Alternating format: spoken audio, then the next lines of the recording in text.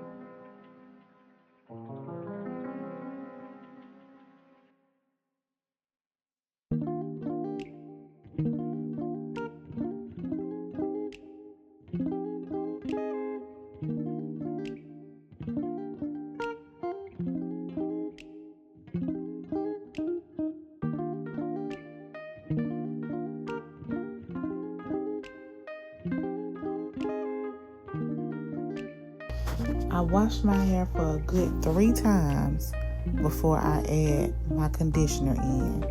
And when I add that conditioner in, I go ahead and let it sit while I do other stuff. And then I rinse it out with cold water.